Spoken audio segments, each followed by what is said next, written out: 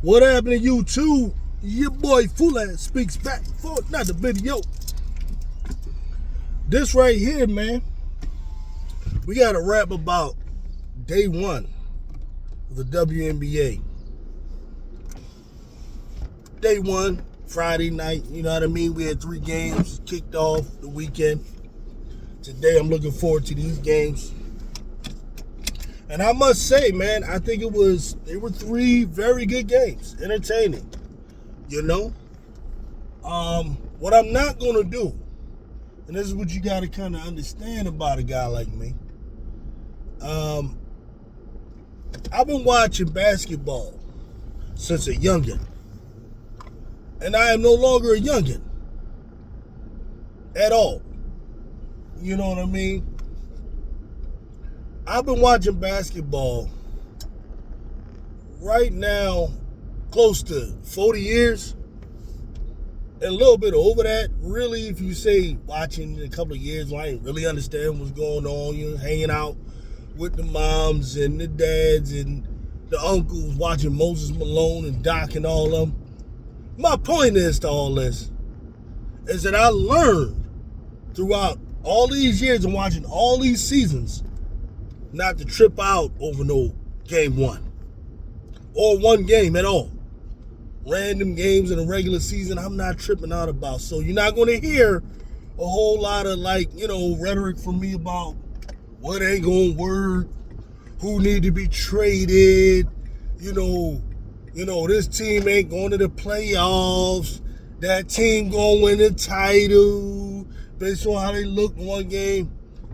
I'm not going to do none of that. Because I realized that right there, that's tomfoolery. You end up looking, a little silly games later. Sometimes you end up having to apologize about where you was coming from. You know what I mean? You end up wrong a lot. Or sometimes you can end up right. You know what I mean? It's a crapshoot. But the thing about it is, even if you are right, you still didn't really know. You just was projected. You just reacted. You just being emotional off of one game. Which I ain't gonna do.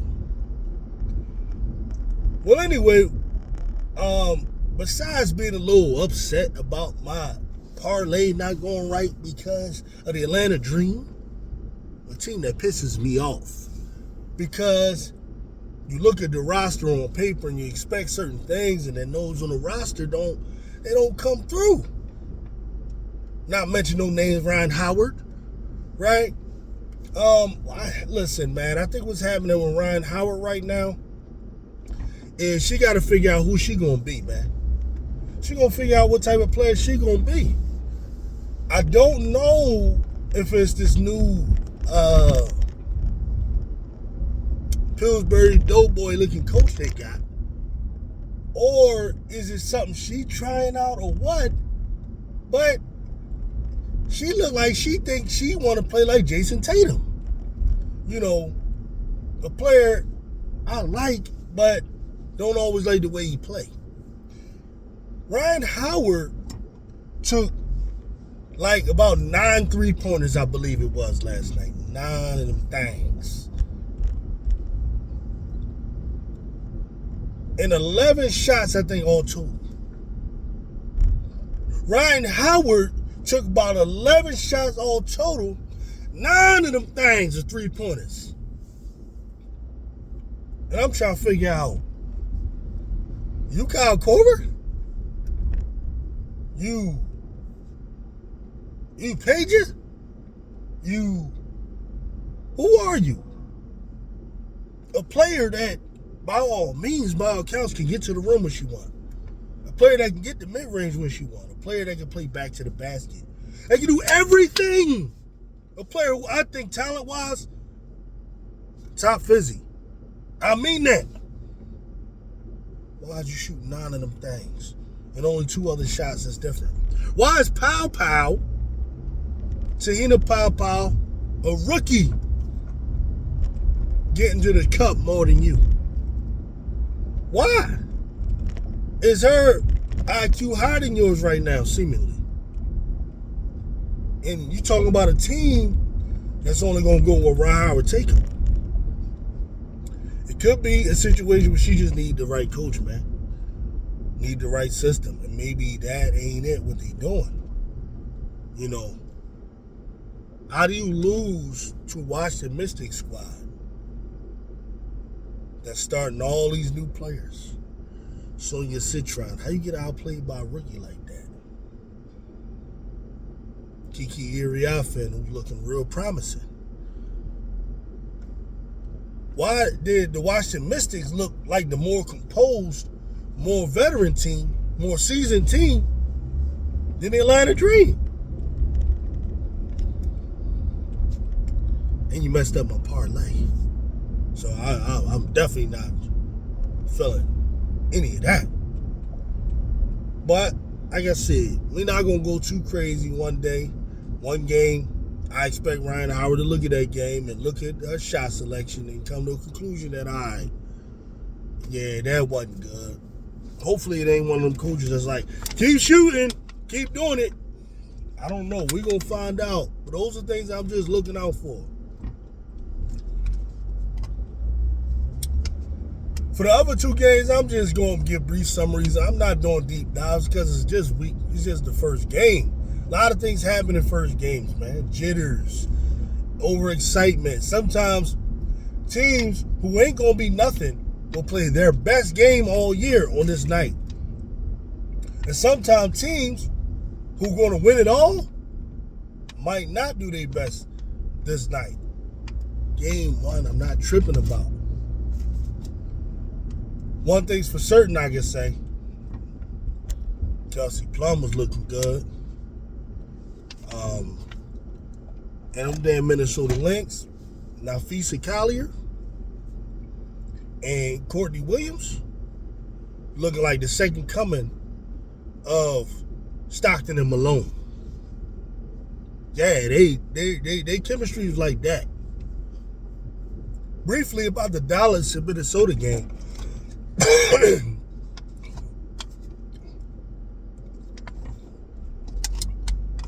Dallas and Minnesota game was very close most of the game throughout.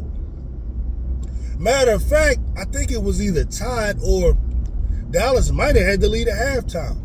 Though I know not to trip about the first half of a basketball game. First half of a basketball game don't really tell you much and tell you a lot.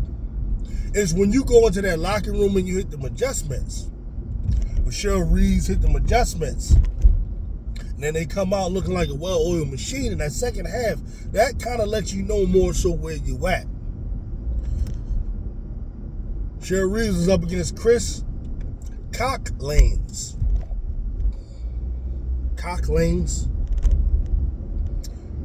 And this wasn't his best night here. Because I'm trying to figure out, like, the beginning of the first half, the main difference was, I believe, the defensive effort. The way they were playing against those screens, they was rushing them joints, not giving them a chance to really go in on it. Now, when we get into that third quarter, the major shift happens when Dejanay Carrington goes into foul trouble. Once Dejanay Carrington goes into foul trouble, mind you, by a lot of BS calls. I don't know what these referees was on in this game. At certain times, points in the game, it was hard for me to watch because I don't know what the refs is. I didn't know what the hell they were doing. I really didn't. I get it now. Nafisa Collier's Phee. She's Collier. She's the unrivaled mother of unrivaled. All of that.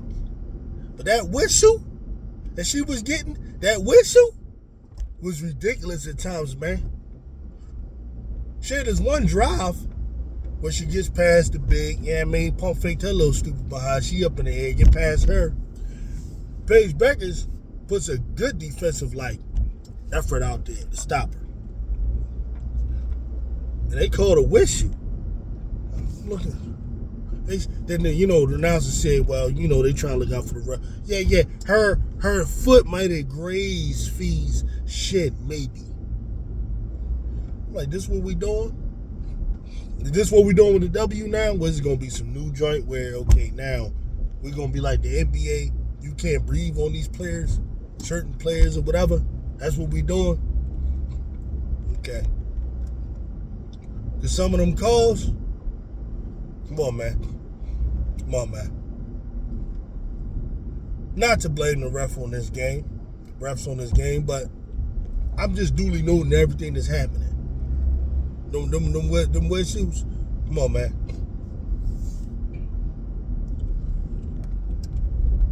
Everybody probably want to know what I think of Paige Becker's debut.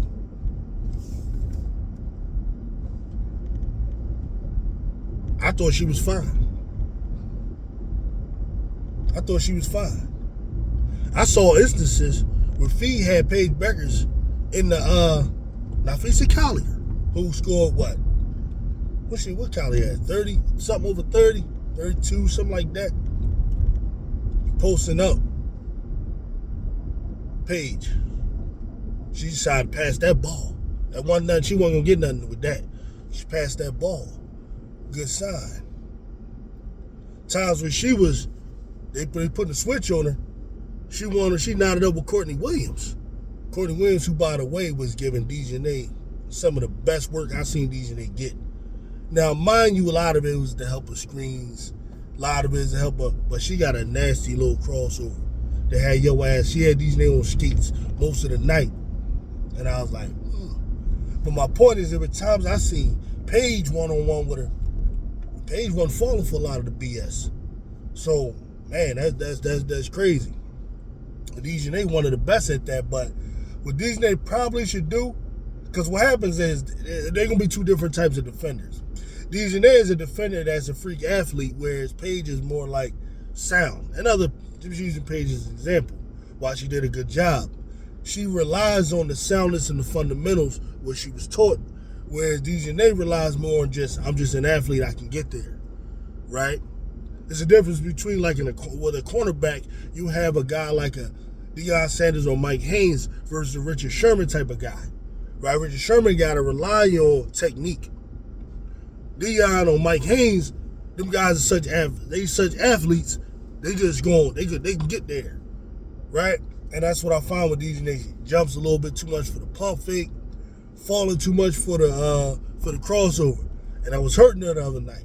That was just hurting her last night. This ain't no going on DeJounte because I felt she was fine last night. I felt like a lot of the calls was bullshit against her. You know what I mean? But it's just something, you know what I mean? She got, just a little note thing, man. Just stay your ground with a lot of the BS. But the story of that game was Minnesota is just too polished. They like in mid-season form in that second half. You know what I mean? They just basically had all their ish together from last year, and it's just a continuation. It don't even matter if McBuckets is there or not. It don't even matter if I think it's Alana Smith out or one of them. I get them girls mixed up. Was out. They're a well-oiled machine. That team is what we call on automatic. They just on automatic. You know what I mean? And you saw that in that second half. Whereas Dallas is inexperienced in terms of playing together. The newness of everybody and the lack of a real big. Sorry, Melissa, but the lack of a real big started to rear its ugly head. And it all just started to fall apart. Once it started to fall apart, this is when you saw the unraveling of the team's marquee player. And when that happens, shit steamrolls. Okay? DeJounte Carrington goes out. Okay? With her foul trouble. So now you got that going on. Courtney Williams and Phee they start Stockton the Malone thing going on. boom, boom, boom. Wherever she want to be, boom, get the ball in places where it's easy for Phee to score. Boom, boom, boom. Phee just start doing her little thing, a couple of turnaround shots, jumpers start falling. Threes start falling. Dallas start getting confused, forgetting their defensive rotations. Not squared up. It just became a mess. Once they started to get a little bit of a lead and things started getting unveiled, what happened is the marquee player, Arike loses her patience with what's going on. Arike has what you call the hero syndrome. The hero syndrome. She knows because she's so good that she can make a difference. And at the time, she feel like she's not doing enough. So now she's trying to do it. All right, I can change this by just having one of those moments where I lose it. Right? And listen, the problem with that is in games where like you the hot hand, that shit can work sometimes on any random night.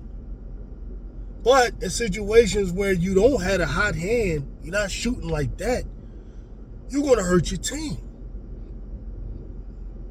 And that's what she did. She went full blood Yoruba on them, and it just collapsed. Okay? And for those who don't understand what I'm saying, like Yoruba, it's an African tribe that Arike Gumbawale is part of. I know she is. I can just tell by her face, and her features and how she moves. She's Yoruba. And Yoruba is a very emotional people. And that's kind of what happened. She get locked in, she emotional, and then she just, I got to try to win this game. I try to ball out, right? I don't look at it as selfishness necessarily. I don't look at it as those things. I look at it as you in the heat of the moment. It's like a boxer, who, you trying to, you trying to get your hit in, both keep dipping your best punch, catching you, dipping your jab and left hooking you. Just keep catching you with that same jaw. You lose it. And now you just start going crazy. That's Arike, right? And that's what happened to her. She just trying that. And then shit gets worse and worse and worse, right? Now,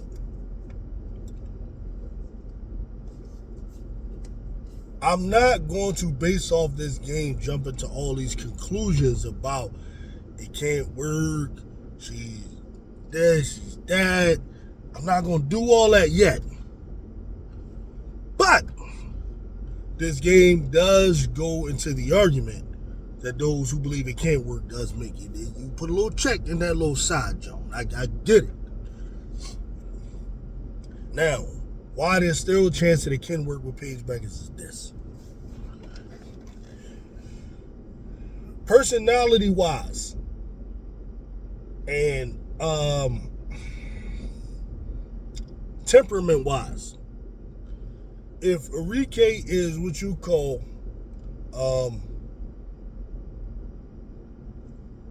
like a hothead, right? I forget the technical term for this here. Paige is the opposite. Paige is what you call sanguine. She's very composed during the game. Seems like she don't lose her cool, don't lose her temper. She's here, right?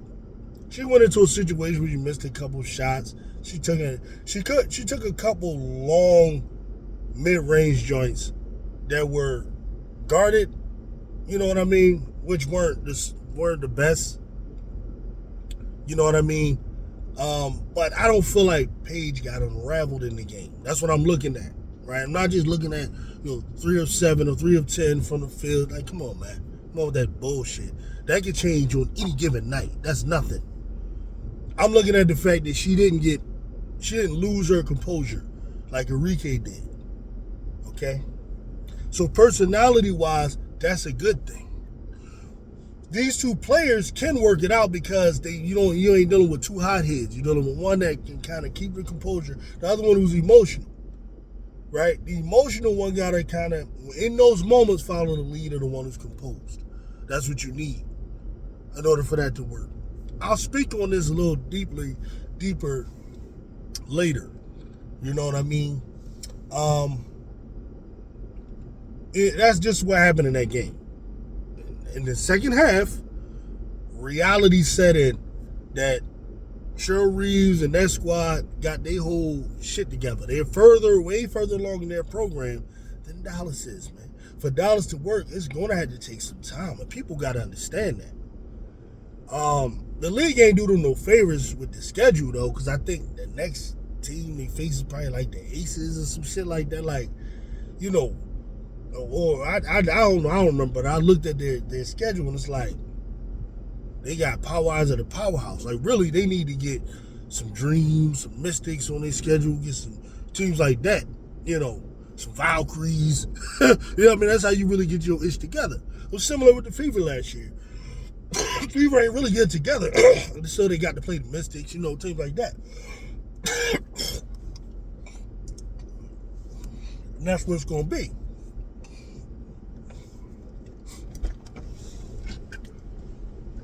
Oh, excuse me. Boy, been congested, man. These damn, that season of the, allergies, man. So I'm not going too crazy on that. Not yet.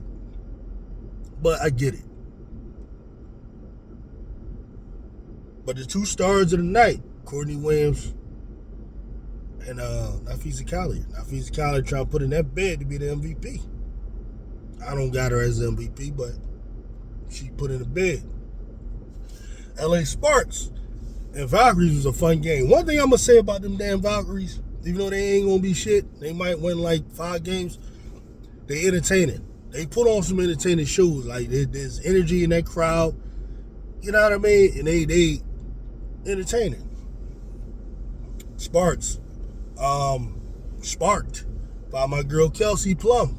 Went out there and scored 37, which don't surprise me because Kelsey Plum can light it up. You know what I mean? She the little engine that could. That's what I call a little 5'8", little pack of TNT. She can light it up. You know what I mean? Looking real good out there, running the joint. You know what I mean? Like I said, I ain't gonna go too crazy there. He's playing against the Valkyries. You know what I'm saying? So I ain't gonna go too crazy. But Plum, I wouldn't be surprised if Plum is one of the top leading scorers in the league in this situation that she's in. She got the ball. You ain't playing with AJ. You're not playing with Jackie. You're not playing with Chelsea. You're not playing with a bunch of players that's just, for the most part, better than her. She just can just be like how she was in college. I think she went to Oregon or whatever, where she could just be something like that. You know, Rakia gonna need some touches. Hamby gonna need some touches, but for the most part, shit, Kelsey can just go. She can go ham out here. So she gonna go back to the All-Stars. This will help her personal branding and all of that. And the LA Sparks will be a fun team to watch. Don't know how far they're gonna go, but I like some of the pieces they got. Cameron Brink come back, you're gonna have a legit rim protector. Hamby can get you some points in the paint. They're going to be better than a lot of motherfuckers think. Dallas could use a player like a Hamby. Dallas needs that type of player. You know, that's the thing Dallas needs, man, is somebody to control that paint. That paint is weak. They got that big lumpy-dumpy, humpity-hump chick. I don't know, man. She's like using her power 1 minute, bowling past Phee, and then you missed the layup. Like, you gonna do all that? You got to make the layup, baby. I don't know what that was about. But yeah, Sparks went out there, did their thing. Rakia Jackson was cool. Kelsey Plum went off 37. Hamby was solid, you know. That was a fun game, man. Up and down the court. A little silly looking. But it was fun. I like the energy that was in the room. So that right there is my rundown of the action. You know what I mean? Like I said, I'm not doing deep dives into each game yet. This the first game. The deep dives might not tell you much other than they played well that night. I need to see like some consistency on them. The only team I expect to be consistent like that is Minnesota. Minnesota did what they do. It is what it is. You know what I mean? And a lot of y'all want to talk a lot of crap about Dallas. I want to see how your best team look against Minnesota. You know what I mean? That's what I want to see. Like how your team gonna look against that fucking Stockton Malone show. You know what I mean? And I look forward to the games today. We got the game of all games. You know what I'm saying? New York Liberty versus the Aces. That's the real powerhouse game.